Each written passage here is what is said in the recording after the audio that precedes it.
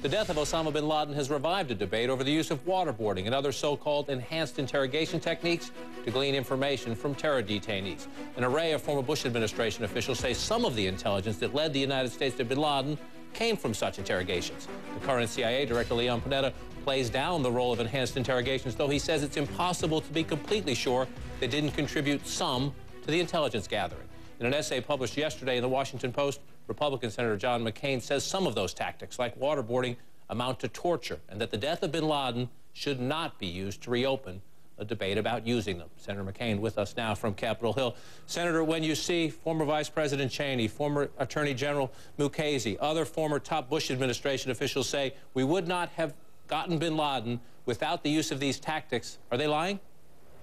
Well, I think those allegations are not substantiated by the facts. As I pointed out in my piece, the first information concerning this courier, Abu Ahmed, was obtained from another source, an individual who was, as far as we know, not subjected to these coercive techniques, in other words, torture. The fact is, even though Khalid Sheikh Mohammed mentioned the individual's name, he also gave false information. See, this is one of the problems of torturing people, John, is you get good information and you get bad information. Also, I think it's pretty clear you could have gotten the same good information through using standard techniques which don't entail waterboarding and other forms of cruel and inhumane treatment.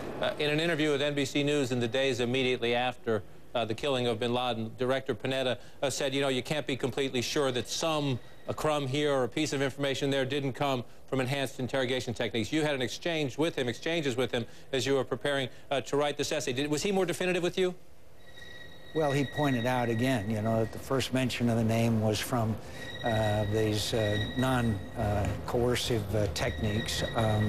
He also pointed out that the misleading information was provided by KSM and others. He also pointed out that there may have been information gotten from the use of torture, but we also got more reliable information from the standard interrogation techniques. Did you write this because you just wanted to put an exclamation point behind your position that what happened in the past should not happen in the future, or do you sense and feel a genuine reviving of the debate? Some people saying, well, maybe we got something here, we should do it again.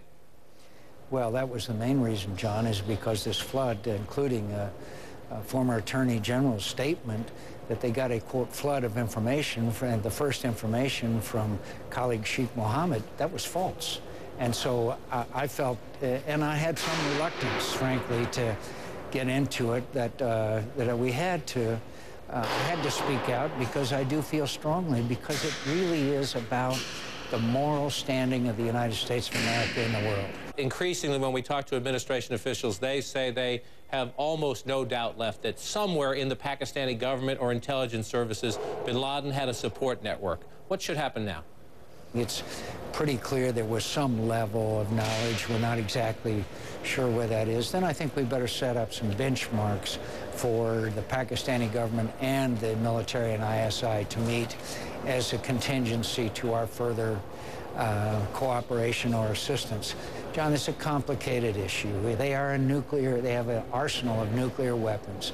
They can provide a safe haven, even more so, for Taliban and al-Qaeda elements. A failed state in Pakistan is not in the United States' interest. There's a downside. There's a downside to a failure of the Pakistani government. So we're going to have to be very careful how we approach this, but yet the status quo is obviously not acceptable. Because of your role as the senior Republican on the Armed Services Committee, you are among a select group of members of Congress who can, if you want to, sir, go to the CIA headquarters and look at the pictures of bin Laden to prove to yourself, if you need proof conclusively, that he is dead. Will you take advantage of that? No, John. I've lived a long life, and I've seen enough dead bodies and pictures of them. You think it would serve no purpose for yourself personally, or it's just that you have no doubts, therefore why do it? Both. I have no doubts that this was Osama bin Laden, and in my view, there's no need, and I've seen enough of it. You have been particularly critical in the case of Syria. Secretary of State Clinton said today that the crackdown, in her view, the unacceptable crackdown, is a sign of remarkable weakness. Those are her words, a sign of remarkable weakness of the Syrian government. What do you think this administration should do more to pressure the Assad regime? Well, I think long ago we should have done away with this idea that Bashar Assad was some kind of reformer. I mean, there was no basis for that whatsoever except wishful thinking. I think, second of all, that we should be identifying himself as a subject of sanctions. As you know, we have 3 others and some others, but he's the one that's responsible. We should be standing up for the people of Syria who are literally sacrificing their lives in the name of democracy and freedom. Ronald Reagan proved to anyone's satisfaction during the Cold War, you stand up for people, you tell them you're with them. You don't, we can't use military force there now. I don't know of any, frankly, viable option, but we could certainly tell these people that we are with them. And that happened with Nathan Sharansky back during the Cold War, as you might recall. And it's so important that we lend our voice, especially that of the President of the United States, in support of these people. And that's what they're asking for. Senator John McCain earlier from Capitol Hill, the senator mentioned his concern about